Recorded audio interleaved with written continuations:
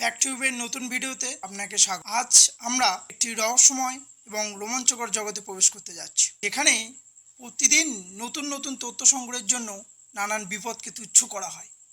হ্যাঁ, আমরা কথা বলছি ভারতের প্রধান গোয়েন্দা সংস্থা রিসার্চ অ্যান্ড অ্যানালাইসিস উইং সম্পর্কে, যাকে আমরা সংক্ষেপে নামেও চিনি। 1968 সালে প্রতিষ্ঠিত এই সংস্থা কিভাবে ভারতের নিরাপত্তার রক্ষা কবচ হয়ে উঠল, সেটা আমরা এই ভিডিওতে জানব। কিভাবে এর এজেন্ডা সারা বিশ্ব থেকে গুরুত্বপূর্ণ তথ্য সংগ্রহ করে এবং ভারতের শত্রুদের পরিকল্পনা নস্যাৎ করে, তাও আমরা জানব। আজকের ভিডিওতে আমরা জানব এর প্রতিষ্ঠাতার পিছনের কাহিনী, এর উল্লেখযোগ্য মিশন এবং সেই সব সাহসী এজেন্টদের কথা যারা জীবনের ঝুঁকি নিয়ে দেশের সেবা করে যাচ্ছেন। আমাদের সাথে থাকুন এই রোমাঞ্চকর যাত্রায়, যেখানে আমরা উন্মোচন করব এর গোপন দুনিয়া এবং এর অজানা রহস্য। আপনি কি প্রস্তুত? তাহলে চলুন শুরু করা যাক এই চমকপ্রদ adventure. What is research and analysis wing বা হলো ভারতের প্রধান বিদেশি গোয়েন্দা সংস্থা। এটি 1968 সালে প্রতিষ্ঠিত হয় এবং দেশের নিরাপত্তা এবং কৌশলগত স্বাস্থ্য রক্ষা করার জন্য বিদেশ থেকে তথ্য সংগ্রহ করে এবং বিশ্লেষণ করে। এর প্রধান দায়িত্ব হলো বিদেশি গোয়েন্দা তথ্য সংগ্রহ করা, সন্ত্রাসবাদ প্রতিরোধ করা এবং ভারতের কূটনৈতিক স্বাস্থ্য রক্ষা করা।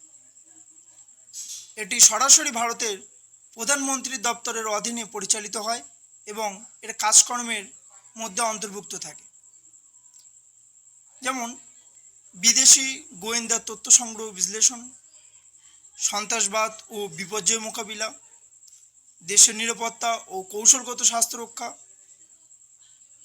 ভারত সরকারের নীতি নির্ধারণে সহায়তা করা। এর সাধারণত গোপনীয় এবং যারা এই সংস্থায় কাজ করে তাদের পরিচয় প্রকাশ পায় না।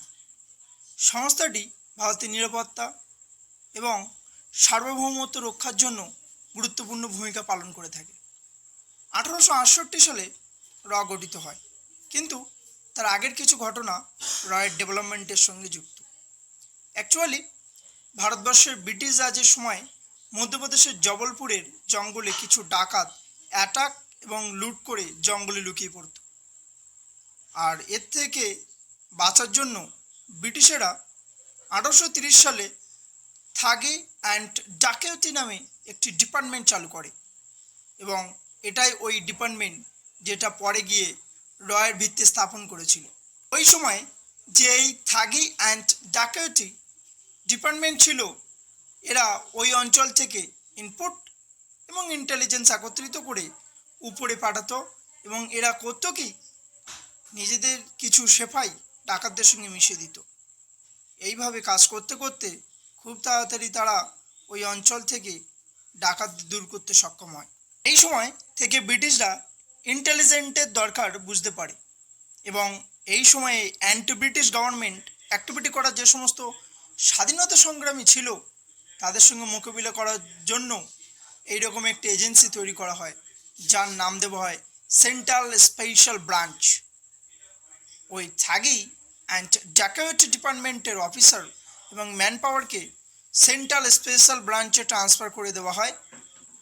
পরে গিয়ে 1904 সালে এই ডিপার্টমেন্টের নাম সেন্ট্রাল ক্রিমিনাল ইন্টেলিজেন্স ডিপার্টমেন্ট বা সিসিআইডি রাখা হয়, কিন্তু 1920 সালে গিয়ে এর নাম আবার পরিবর্তন করে ইন্টেলিজেন্স ব্যুরো করে দেওয়া হয়। এরপর দ্বিতীয় বিশ্বযুদ্ধের সময় নিজে থেকে এরা একটি মিলিটারি এজেন্সি তৈরি করে। এরপর দেশ স্বাধীন হয় এবং অন্য ডিপার্টমেন্টের মতন আইবি এরও ট্রান্সফার হয়, কিন্তু আইবির ক্ষেত্রে ইংরেজরা ভারত সরকারের হাতে সমস্ত অর্থ তুলে দেননি, বেশ কিছু তথ্য ধ্বংস করে দেয় এবং কিছু তথ্য নিয়ে ইংল্যান্ডে চলে যায়। কিন্তু টিজি সঞ্জীব পিল্লাই, যিনি আইবির প্রথম হেড হয়, তিনি যেন তেন প্রকারে ব্রিটিশ মিলিটারি এজেন্সি MI5 মডেলে আইবিকে চালান। তখন আইবি এর শুধু দেশের মধ্যে কাজ করত, কিন্তু 1951 সালে হিম্মত সিংজি কমিটির সুপারিশে আইবি দেশের মধ্যে এবং দেশের বাইরে কাজ করতে শুরু করে। কিন্তু কিছু ঘটনা এর জন্য পরে বানাতে হয়। অ্যাকচুয়ালি 1962 সালে ইন্দো চীন যুদ্ধের সময় ইন্টেলিজেন্স ব্যর্থতা, এবং পরে 1965 সালে ইন্দো পাক যুদ্ধের সময় আবার ইন্টেলিজেন্সের ব্যর্থতার কারণে ভারতবর্ষের অনেক ক্ষতি হয়ে যায়। ইতিমধ্যে 1966 সালে ইন্দিরা গান্ধী প্রধানমন্ত্রী হয় এবং একটি ইন্টেলিজেন্স এজেন্সি গঠন করার ইম্পর্টেন্স তিনি বুঝতে পারেন, যারা কিনা ভারতবর্ষের বাইরে থেকে ইনফরমেশন নিয়ে দেশে ইন্টেল পাঠাবে, এবং এই ব্যাপারে তাকে সাহায্যও করে তার মায়ের ছোটোবেলাকার বান্ধবীর ছেলে RN কাউ, যিনি কিনা তার বাবার সিকিউরিটির ব্যবস্থাও সামলেছিলেন। এইভাবে 1968 সালে ইন্দিরা গান্ধীর নেতৃত্বে এর গঠন হয় এবং এর প্রথম চিফ করা হয় RN কাউকে, এবং ক্যাবিনেট সেক্রেটারি DS যোশী এই সংগঠনের নামকরণ করেন। আজ এই পর্যন্তই। ভিডিওটা যাতে খুব বড় না হয়ে যায় সেই জন্য আমরা ভিডিওটিকে কয়েকটি পার্টে ভাগ করেছি। আজ এটা তার প্রথম পার্ট। আবার দেখা হবে পরের ভিডিওতে।